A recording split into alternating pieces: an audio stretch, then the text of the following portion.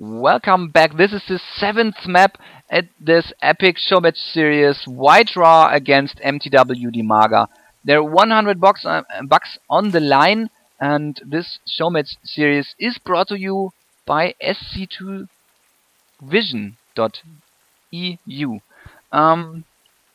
Dimaga won the first 3 maps, and then WhiteRA pulled off a nice streak. Now he won 3 maps in a row as well. So this is a decisive map, and when WhiteRA can do the miracle and win the 4th match in a row, he can take down his opponent, mtwDimaga. When I should have bet like 50 euros on one of these players, wouldn't be a hard time to choose Dimaga out of it. But, because I think Dimaga is at the moment a little bit more solid. But, it appears to me I was wrong. WhiteRA is adapting to his opponent. Very, very nice. He played very nice matches so far. He knows that these circlings his opponent is playing are very mean to his very early on attacks. So smartly he's not burning any units anymore and playing very passive, while Dimaga overcommits to his bailing attacks. So let's see what happens on this map. We are on Steps of War. This is a funky choice for a 7th decisive map.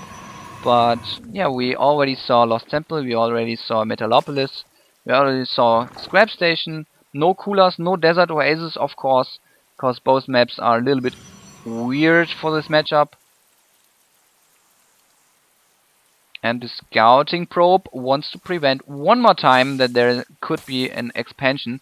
But Dimaga is playing 14 Pool and 13 Extractor. So he is taking his gas very early on.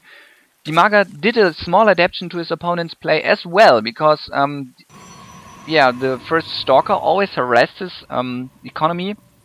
Especially the Zerglings, of course. And when you lose Zerglings early on as a Zerg player, you need to rebuild them, and you can't build new drones. So he wants to get this metabolic boost early on, which is a nice adaptation against this Protoss player.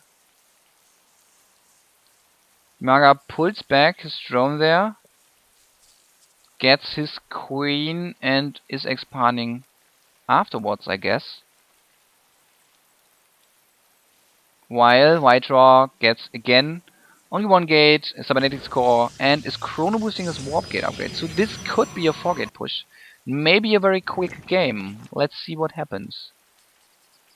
There is a Roach Warren going down by mtwDimaga. So he's not playing Banelings again. He wants to try something different. And yeah, let's see.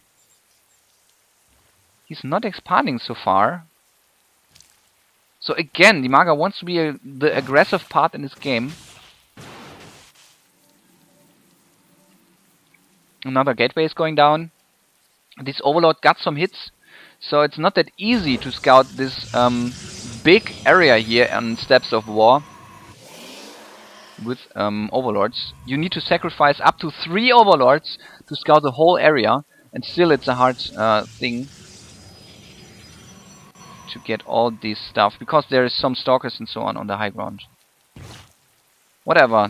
Still no second base by mtwDimaga, and WhiteRA is of course not aware of that.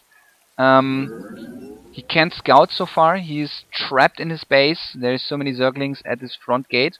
Let's have a look at the Harvester count. 14 Harvesters only for mtwDimaga against 25 Harvesters by DuckloadRA, who's getting a 3rd gate right now. There is some more sentries, and these sentries tell me that WhiteRA wants to expand again. There is the pylon. Still no forge so far. Maybe he wants to build this forge again next to his pylon. And Dimaga sees what's going on. He sees this pylon, and this is the sign that his opponent wants to attack. So the Zerglings scouted the expansion, and there are already some roaches on their way to the front door. So WhiteRA needs to be very careful. He pulls back, throws down a force field, stops his nexus from being built, gives up the pylon in the front door, and throws down a robotics facility. He knows, okay, my opponent is getting roaches, let's get some immortals. I can deal with that. No problem. Still, he's not sure if his opponent has already expanded, but when you see that many roaches in the early stages, you can guess. I think he did not expand so far. Maybe his drone count is small. As you can see, only 14 drones. This is very, very good for WhiteRA right now. But of course, he cannot exactly know what's going on. So he's getting a forge. He wants to expand as well. Now the robotics facility is finished and we will see an observer, I'm pretty sure. Yeah, there is the observer to scout what's going on in the main base of mtwDimaga, who's still on 14 harvesters. This is such a low harvester count for minute 9. Still, Dimaga is waiting at the front gate of WhiteRA. And he overcommitted to the pressure there. There are some ways to crush this, like get tier 2 and get drop, or maybe try to do a Nidus worm, but this is millions of years away. Look at the low gas count for mtwDimaga. He can't get tier 2, and WhiteRA tries to move it out, but there is some smartly placed force field, sees the big army of his opponent, and when these force fields wheeled off, I don't know. That would be a big surround, and WhiteRA could lose this whole army. But again, he throws down some force fields to prevent these circlings from streaming in. And WhiteRA smartly pulling back again. Oh, this is such a huge thing for Dimaga, who's still on 14 harvesters. And he can slip through this wall in. He's getting more circlings. WhiteRA is very patient. Now he sees that there is no expansion. Dimaga says GG grats. So WhiteRA knows he doesn't have to move out anymore to win this game. Maybe Dimaga saw the overseer, the observer of course, scouting the natural expansion of Dimaga. So WhiteRA is now aware that his opponent still is on one base. And he can wait all day long, because one base Protoss is stronger than one base Zerg.